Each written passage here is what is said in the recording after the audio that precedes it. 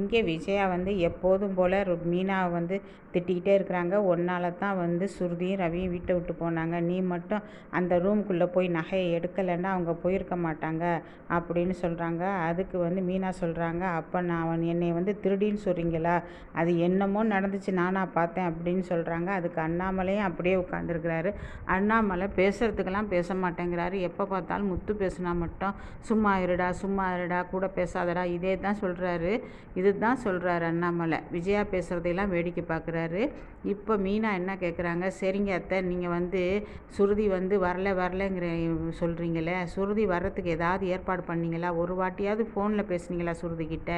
ஆனால் நான் போய் சுருதியை பார்த்து பேசிட்டு எல்லா விஷயத்தையும் சொல்லிட்டு வந்திருக்கேன். அவங்க நான் யோசிக்கிறாங்க வர்றதுக்குன்னு சொல்லிட்டாங்க. அது தெரியுமா உங்களுக்கு? நான் ஒன்றும் சும்மா இல்லை, உங்களை மாதிரிலாம் சும்மா இல்லை அப்படிங்கும்போது இங்கே ரோஹிணி மனசில் இதை கேட்டுட்டு, ஆஹா இதை வேற செய்கிறாளா இவ மீனா, நம்ம கதை கந்தல் தான் அப்படின்னு நினச்சிக்கிட்டு உடனே விஜயா கிட்ட வந்து சொல்கிறாங்க. ரோஹிணி சொல்கிறாங்க, அத்தை இங்கே பாருங்கள் அத்தை, இந்த மாதிரி வந்து நானும் வந்து சுருதி மாதிரி ரவி மாதிரி நாங்கள் 2 பேரும் இந்த வீட்டை விட்டு வெளியே போகிற நிலமை வந்தாலும் வந்துடும் இவங்க 2 பேரால் அப்படின்னு சொல்லிட்டு போயிடுறாங்க.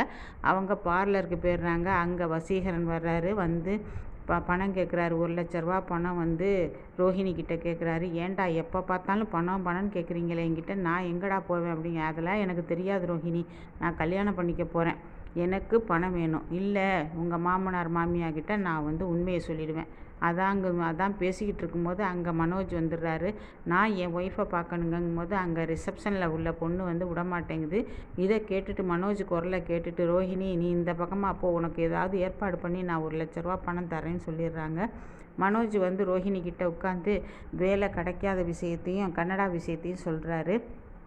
எனக்கு 14,00,000 பணம் கொடு ரோஹிணி, உங்கள் அப்பாட்ட கேளு மாமாட்ட கேளுங்கும்போது ரோஹிணி ரொம்ப கோவம் வந்து கற்றுன்னு கத்திடுறாங்க. ஏன்டா எல்லாரும் வந்து என்கிட்ட வந்து பணங்கிறீங்க, நான் எங்கடா போவேங்கும்போது, யாரை சொல்கிற, எல்லாரும் வந்து கேட்குறாங்களா? நான் தானே உங்ககிட்ட வந்து கேட்குறேன்.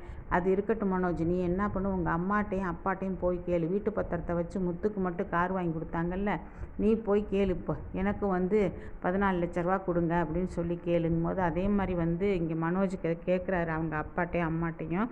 முத்து குறுக்க பேசுகிறாரு. முத்து சும்மா இரு, நான் பேசிக்கிட்டு இருக்கேன்ல அப்படிங்கிறாரு.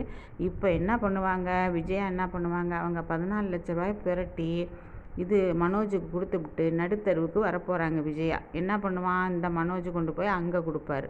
அங்கே கொடுக்கும்போது அந்த ஆட்கள் என்ன பண்ணுவானுங்க, பணத்தை வாங்கிக்கிட்டு அவனோட ட்ராவல்ஸை இழுத்து மூடிட்டு போகிறாங்க.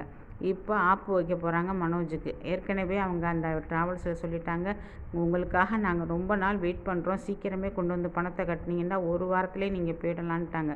இப்போ 14,00,000 பணத்தை விஜயா வந்து பிரட்டி கொடுத்த கையோட மனோஜ் கொண்டு போய் கட்டினவுடனே அவங்க வந்து ஓடி போயிடுவாங்க ஊரை விட்டு. அப்போ எல்லாரும் பத்திரமும் போய் எல்லாம் போய் வீட்டுக்கு நடுத்தருவுக்கு வந்துடுவாங்க. அப்போ தான் மீனாவோட அருமை விஜயாவுக்கு புரியும். இப்போ விஜயா என்ன பண்ணுவாங்க, ரோஹிணி கிட்ட சண்டைக்கு போவாங்க. நீ தானே கொடுக்க சொன்ன 14,00,000, நான் அதனால தானே கொடுத்தேன், இப்போ பார்த்தியா அதையும் ஏமாந்துட்டான், உங்கள் புள்ள ஏமாலியாக இருக்கான், அதுக்கு நான் என்ன பண்ணுறது, ஏமாலியை பிடிச்சி ஏன் தலையில் கட்டிட்டீங்கன்னு ரோஹிணி சண்டை போட போகிறாங்க விஜயா கிட்ட. ஏமாலியை பிடிச்சி படித்தேங்கிறானே அந்த பயலுக்கு ஒன்றுமே தெரியாதா, ஏமாலியை பிடிச்சி ஏன் தலையில் கட்டிட்டு நான் தான் காரணங்கிறீங்க, அவனுக்கு சுய புத்தி இல்லையா அப்படின்னு கேட்க போகிறாங்க. இவங்க பத்திரமும் போகுது. அப்போ தான் அண்ணாமலை உணர்வார். முத்துவை பற்றி தெரியும். முத்துக்கு எப்போ பார்த்தாலும் சப்போர்ட் பண்ணுறதே கிடையாது அண்ணாமலை. சும்மா இருடா இதே தான் சொல்கிறாரு. ஆனால் முத்து நல்லவர், மீனாவும் நல்லவங்க. ஆனால் 2 பேருமே முன்னுக்கு வந்துடுவாங்க. இந்த விஜயா என்ன பண்ணும், இவங்களோட அருமை புரிய மாட்டேங்குது விஜயாவுக்கு. இனிமேல் தான் புரியும் பாருங்கள்.